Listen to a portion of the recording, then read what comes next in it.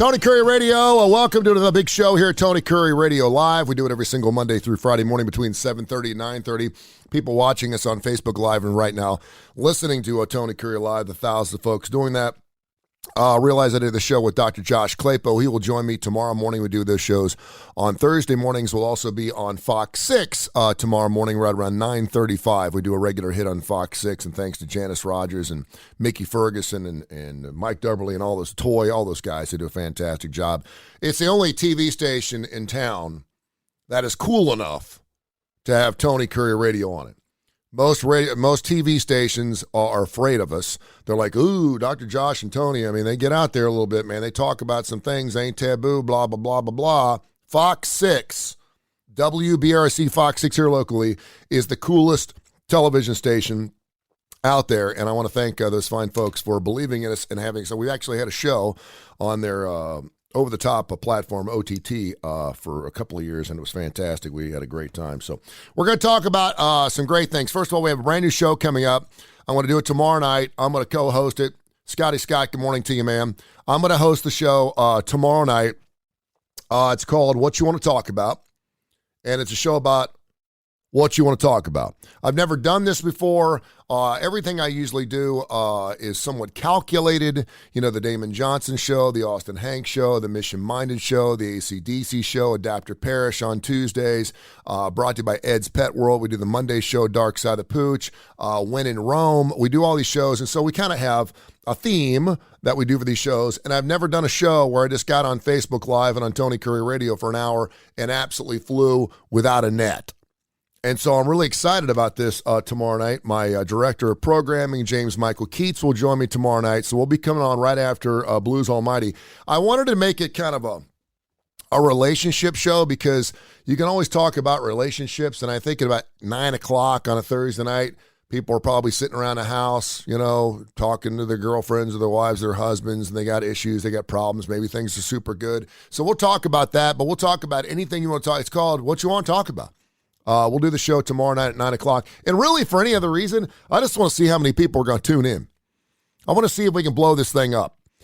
So if you're watching this morning or listening to Tony Kurre Radio, get on Facebook Live. Get on my Tony Kurre page. It's Kurre with a K, Kurre.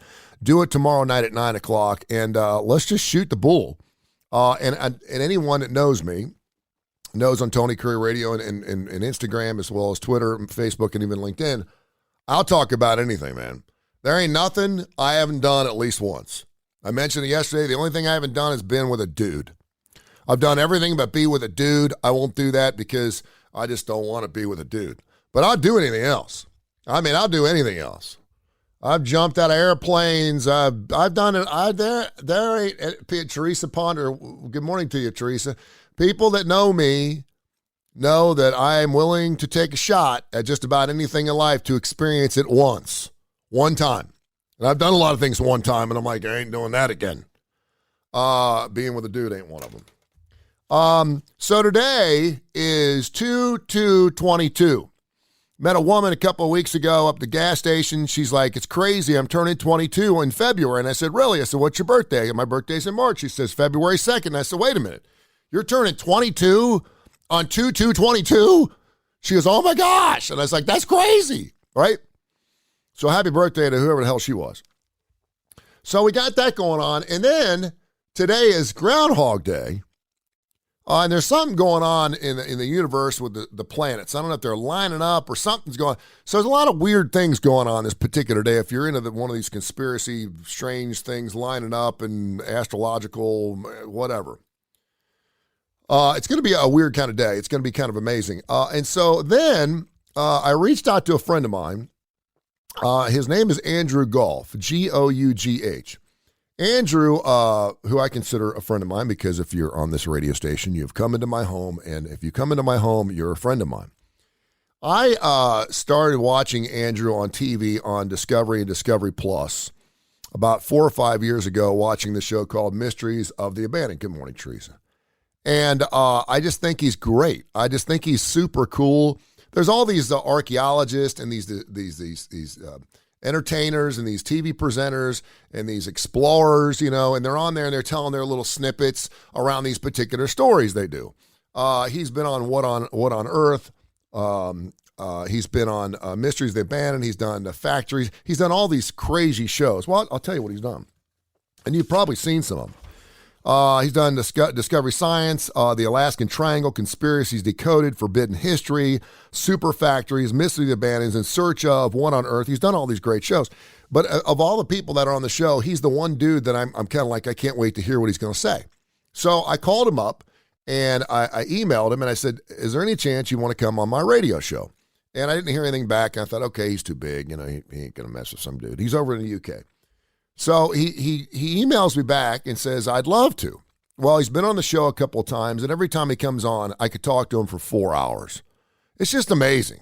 It's just, I mean, and when you hear him at 9 o'clock this morning coming up here, which is 3 o'clock UK time, you'll understand why it's so amazing. He believes there's more things living beneath us than on top of us. He gets into some wild, and it's not conspiracy stuff. He's a science. I wouldn't say he's a scientist, but he's into science, and he's just amazing, and he's really fun to talk to. He started this brand new podcast with this woman named Laura B, and it's called Bees in Space. So he's into this honeybee thing now. So I want to ask him about this. So on this day, 2/2/22, Groundhog Day, planets lining up, and then we got Andrew Gough from Discovery Plus. There's no telling where this discussion is going to go at 9 o'clock this morning right here on Tony Kurre Radio. Super excited about it. So if you watch the show and you listen to the show and you listen to Tony Kurre Radio, you can download the Tony Kurre Radio app. It's Kurre with a K.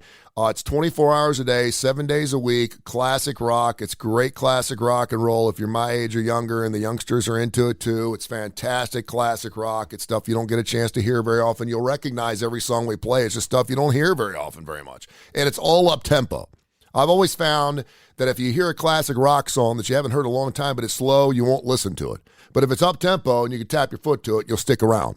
Every song we play rocks, right? 24/7. Then we got all these great shows we're doing. It's just amazing, right? Then we got Andrew Gough coming on. We got Dr. Josh Claypo tomorrow. It's killer. But I do talk about things that are interesting to me.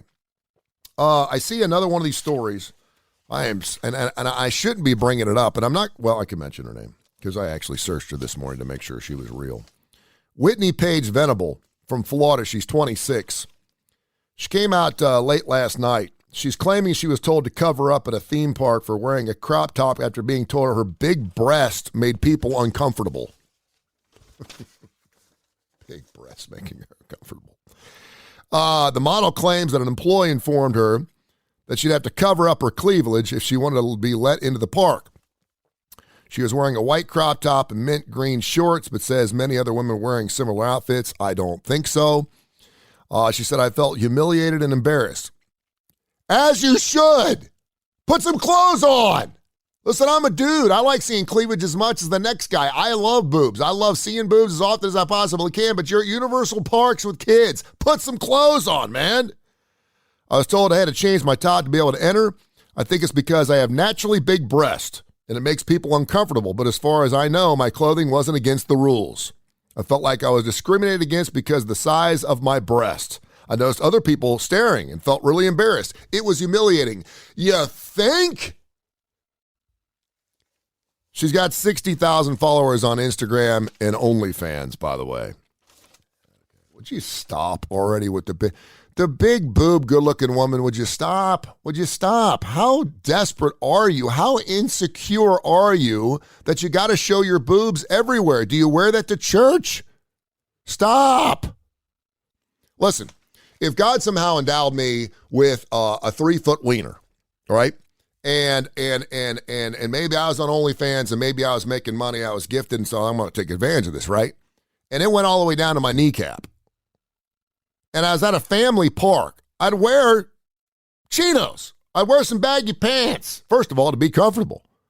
Second of all, I wouldn't be wearing super tight leather pants if I was humiliated and embarrassed because people were staring at me.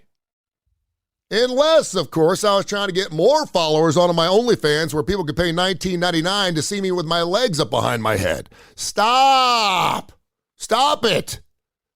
Poor woman with big breasts has to put some clothes on. Oh, poor baby. Would you stop already?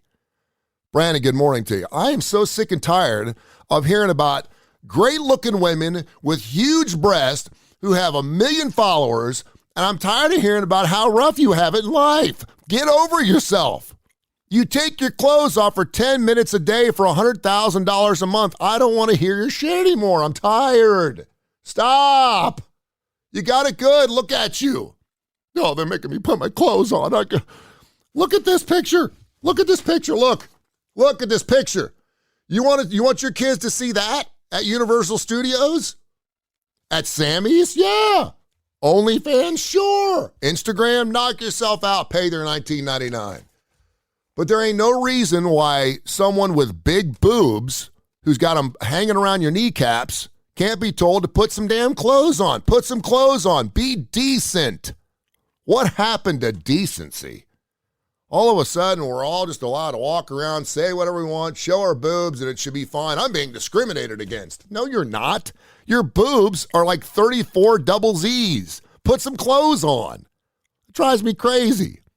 Now, I've seen women that got cleavage that goes all the way up to their Adam's apple, if they're men. I've seen women like that, and I'm like, well, there ain't really a whole lot you can do there, right? When you're out to here, and I've seen that, there ain't a whole lot. But she could put some clothes on, and she's super good looking. You got it super good. Stop.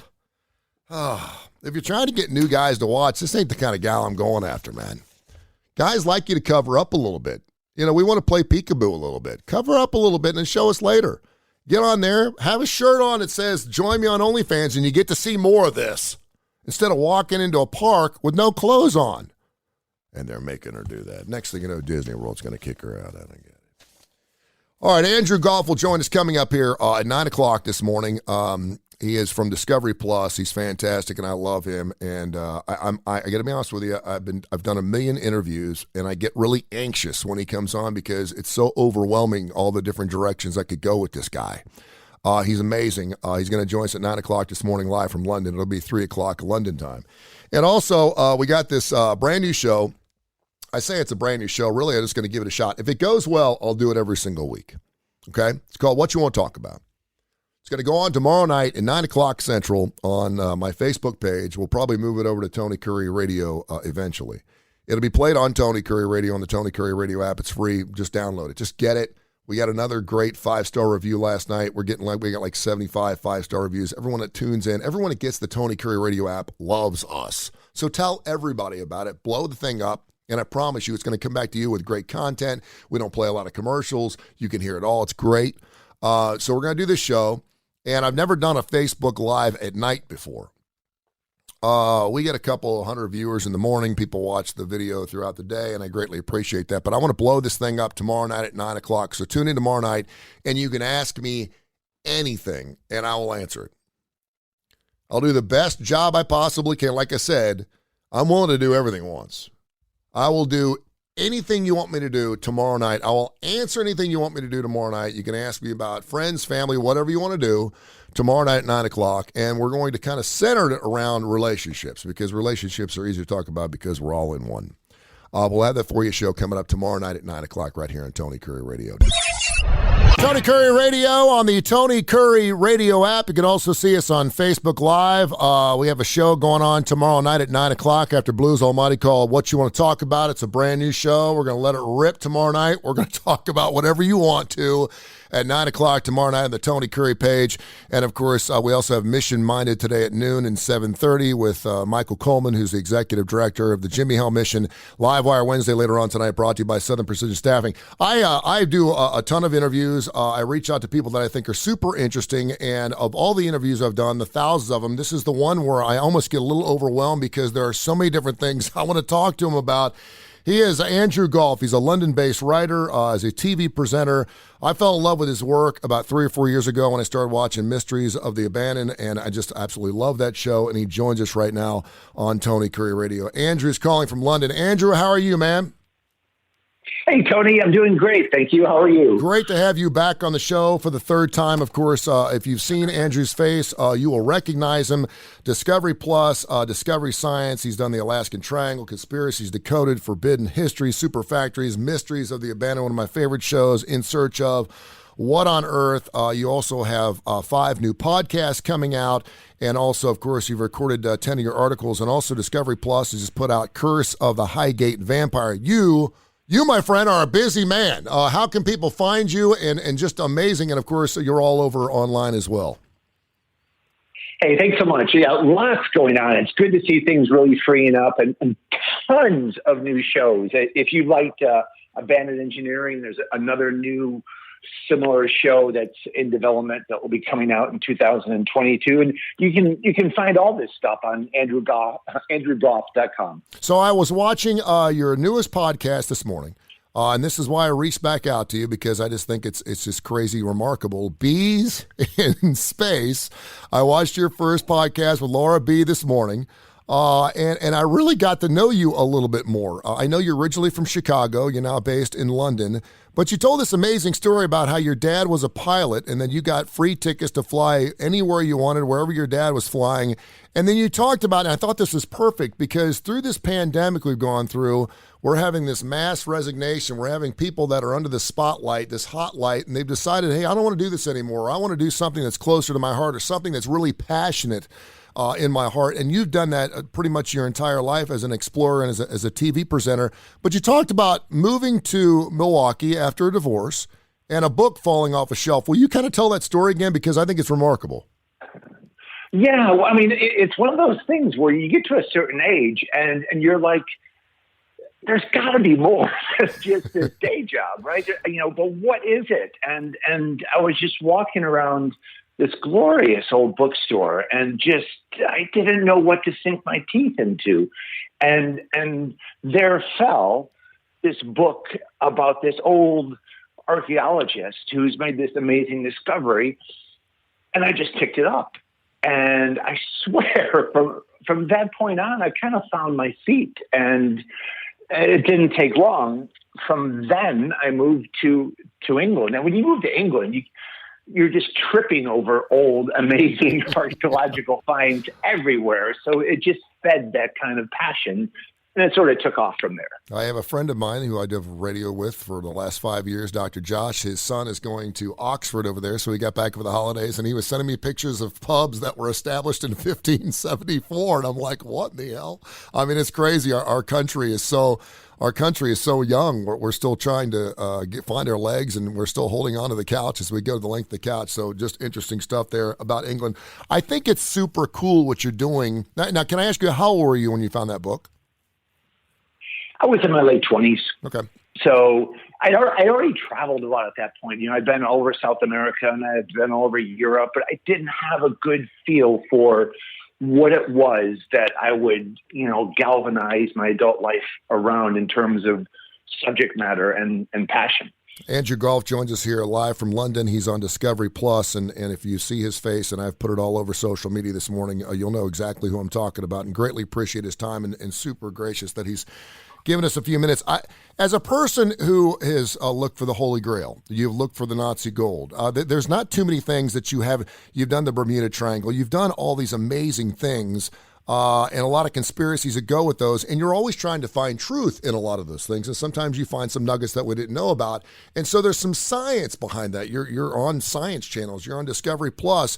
But then there's also this outlying belief that a lot of people just want to believe in, regardless of whether there's any science behind it at all. And I'll use Groundhog Day. 136 Groundhog Day. People believe we're going to have 6 more weeks of winter because this rat came out of a hole this morning to tell us. And it's something it's something we want to believe in, right? We go, well, there you go. And there's really no science behind it. So where do you draw the line, or do you draw the line in between what you see and what you feel and what you experience from all the resources and the cities and the people that you talk to?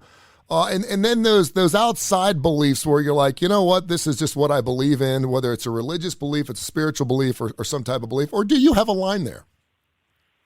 Yeah, no, I believe that you can manifest virtually anything. And if enough people believe that Groundhog is telling us this or that, it can happen.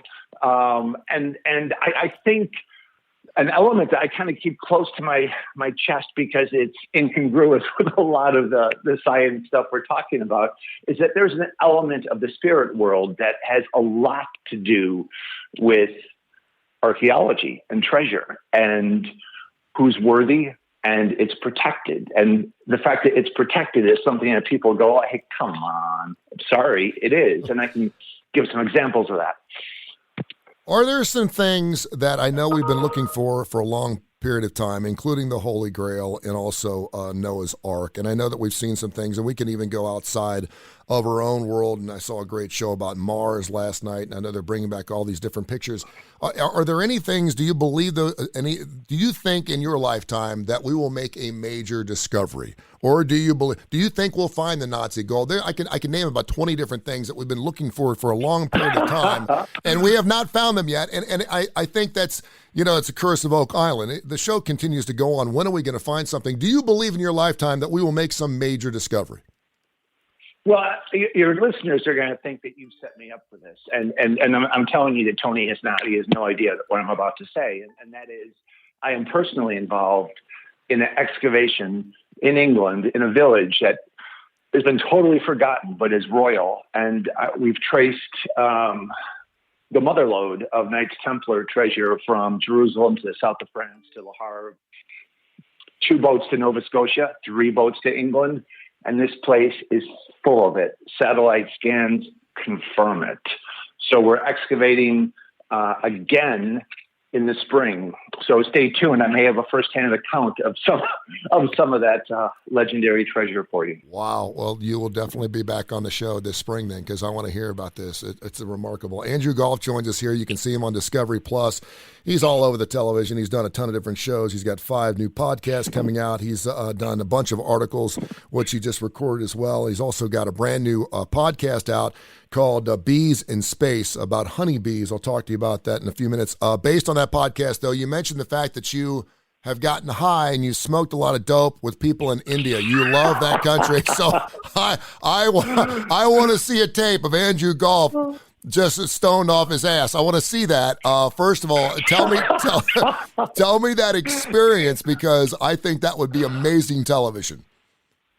It's not, it's one of those things that you don't know is coming until you go to India and you're told that part of the ritual is that you need to bond with the holy man and get stoned with the holy man. So I bond with the holy man here in Birmingham, Alabama, once in a while. But the holy man has the best stuff, and that's the problem. Is that he's used to it and you're not. So, but yeah, I think that's a great tradition and one that I was happy to honor. That is a wonderful tradition. You do what you have to do in order to make peace with the people. I love that. All right, so I've had you on a couple of times, and I know you're into all different types of things, and all of a sudden you've tripped up on this honeybee thing, and I didn't really know this about you, and now you're doing this Bees in Space. And in the first podcast, it was just basically about you and Lauren and how you guys got together, and I know you've done a lot of things together, but what exactly is Bees in Space, and how do you encapsulate honeybees as kind of your life formation? Well, one of my passions is the esoteric history of honeybees. I mean, Egypt is the land of the bee. There's a picture of the bee in the Pharaoh's cartouche. His title is beekeeper. Why? We talk about all that stuff, and before and after the Egyptians, the veneration of bees is one of the lost threads of our history. And on Washington's monument, it says, "To our Lord, the honeybee." So it's just really, really interesting. And Laura comes at it from sort of a goddess perspective, a feminine perspective, and I come at it from a historical perspective. So Bees in Space is the name is about the fact that comets coming to Earth and bees coming to Earth are related, and humans and souls are supposed to have come from space as bees. So there's a lot of legends about that, and we just thought it was a more fun and contemporary name to talk about all things esoteric and bees. Calling it Bees in Space is better than a sacred bee and gives us more room to talk about a variety of things. No, I can see having a bee in a car, and I know we're pulling off the side of the road. If I was in a capsule with all those bees that I saw on that podcast, I think it'd freak me out a little bit. Andrew Gough joins us here for a few more minutes on Tony Kurre Live and Tony Kurre Radio. Get the Tony Kurre Radio app. We'll also podcast this wherever you get your favorite podcast a little bit later on. I did want to ask you about all these different discoveries through climate control and climate change that we've had, and obviously it's something that we have to attack now, and when I think we're trying to do the best we can, we probably could do a lot more.